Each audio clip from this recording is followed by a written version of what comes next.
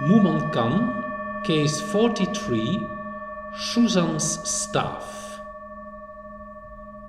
Master Shuzan held up his staff before his disciples and said, "You monks, if you call this a staff, you ignore its reality. If you don't call this a staff, you ignore a well-known fact. Now tell me, you monks, what will you call it?" Mumon's comment: if you call this a staff, you ignore its reality. If you don't call it a staff, you ignore a well-known fact. Words are not available. Silence is not available. Now tell me quickly, what is it? That's the end of today's koan. And I'd like to remind you, the viewers, that in these meetings and video sessions, all we always meditate about is our true nature. Most of our lives, we run around believing we are this body, this thinking machine, or this feeling machine. But the matter we meditate on is just turning away from these things, that in which the body appears, that in which thinking appears, that in which feelings appear. And this matter can be named in different manners. In the Advaita tradition, for example, they call it often the presence of awareness, or the space of consciousness, or the ultimate subject of all objective experiences. Let's elaborate. The subject of this body.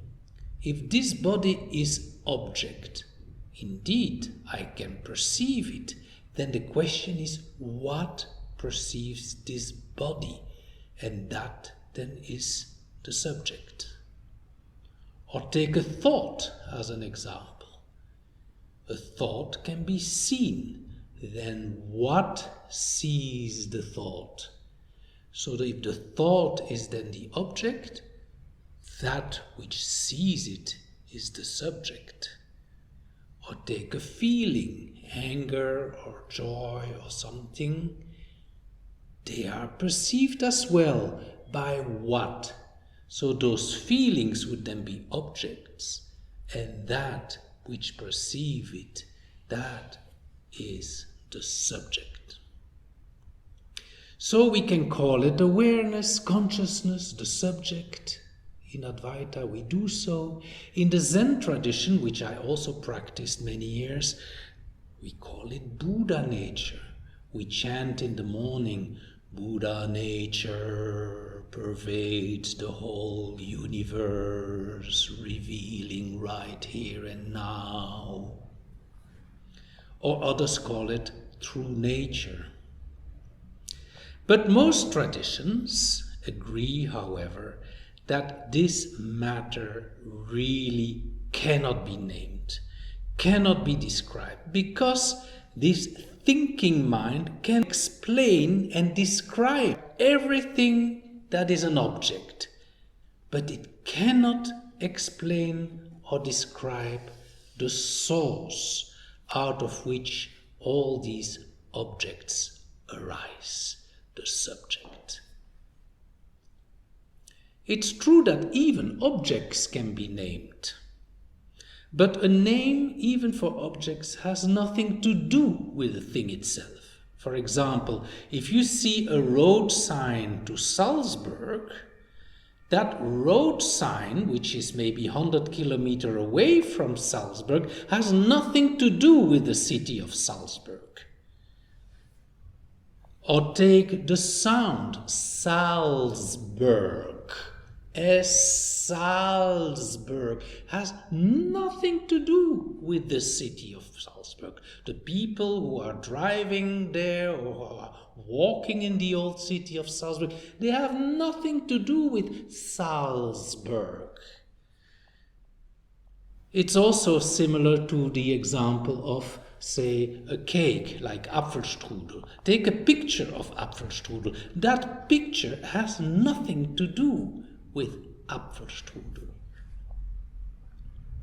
And similarly as for the object, the subject consciousness has also nothing to do whatsoever to that which it points at.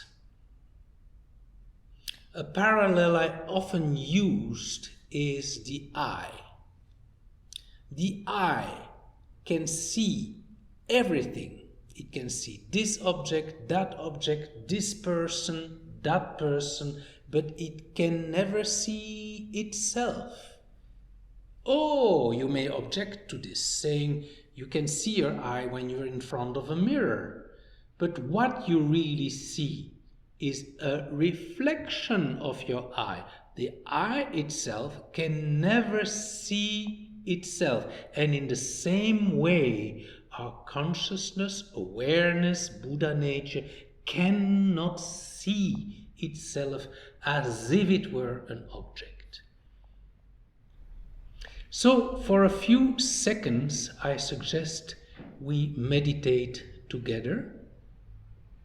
And during this silence, I'd like to invite you to be your presence of awareness, silently shining as the background of all experience.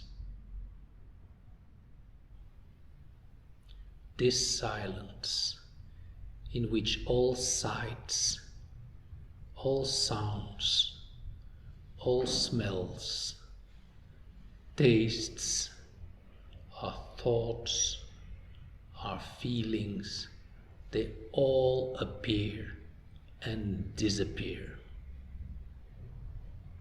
And just as the eye cannot see itself, you can also not see this shining awareness as an object, as it is what you intimately are, most closely.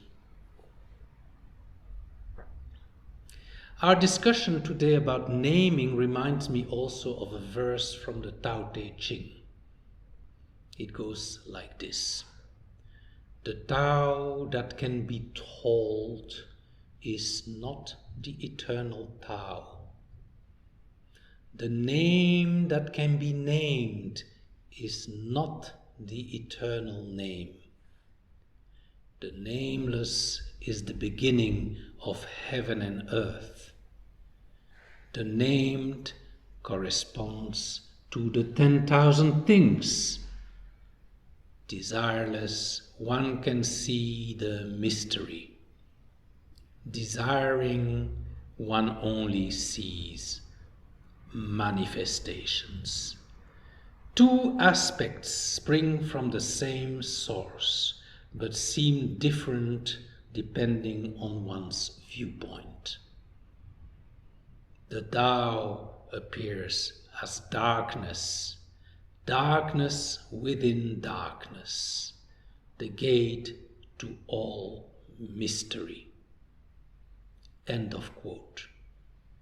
And indeed, black is not a color, but the absence of any light, any color. So that's similar to what we have called consciousness or awareness or Buddha nature. It has no objective characteristics and is therefore to be considered like blackness, like emptiness. During the next few moments, I invite you also to reflect on this. How much has your name in common with your presence? If your name is, say, Michael or Mary, how much has Michael or Mary to do with the person sitting on the cushion or the chair looking at this video? Or even better, how much has Michael or Mary to do with the space of awareness sitting there listening to this talk? But let's read our koan of today one more time to get back to it. Master Shuzan held up his staff before his disciples and said, "You monks, if you call this a staff, you ignore its reality. If you don't call it a staff, you ignore a well-known fact.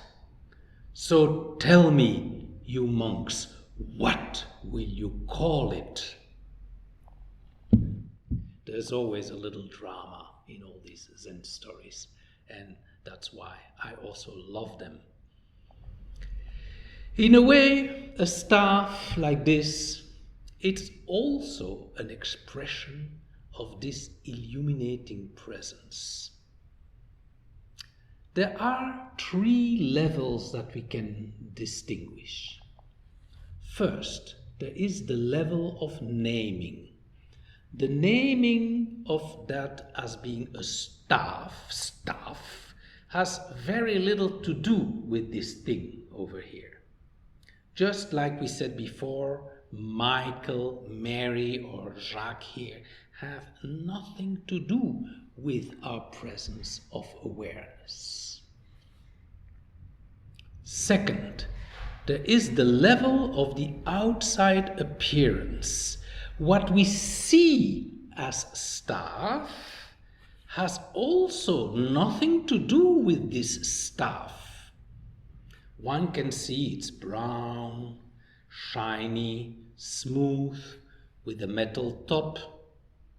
All that is true, but it has nothing to do with the object, with that thing itself. Just the same, this head with this shiny top, two peepholes, vertical nose, mouth, shell-like ears, this torso, all these things you can see from your video point of view has nothing to do with my presence of awareness. Now we have a third level, and that is the level of aware presence, the level of the subject. When we draw our attention to our awareness, when our attention turns 180 degrees from all the appearances to that in which they appear, what we find is like empty space. Transparent, boundless, colorless, here and now. In addition, when seeing from this perspective, one tends to also see and feel that other objects surrounding us are made out, in fact, of the same shining transparency as well. And that the shining transparency over here is in fact the same and one with shining transparency of the surrounding objects, even that of this staff. So when facing a Zen master like this Shuzan, and when he asks you such a tricky question, you are in a way invited to show your understanding that you and the staff are made out of one and the same awareness, one and the same presence. Some spontaneous gesture could help as a response, like when you do this. You demonstrate in a way the function of the staff. But all that is nice and well, but the trick is to do so in a meditative state, being awareness and showing that you understand that this presence of awareness of the staff is one and the same as yours. Or another gesture may be like whatever you do. It's like demonstrating presence. A bit like when you watch those Japanese traditional dances called no dance. They act on the scene with presence. That is how you might demonstrate to your Zen teacher that your presence is the same as the presence of this staff. I wish to thank you for your attention. After this video, do take a few seconds to turn your attention inwards and get a taste yourself of this aware space, your own true nature. Thank you very much.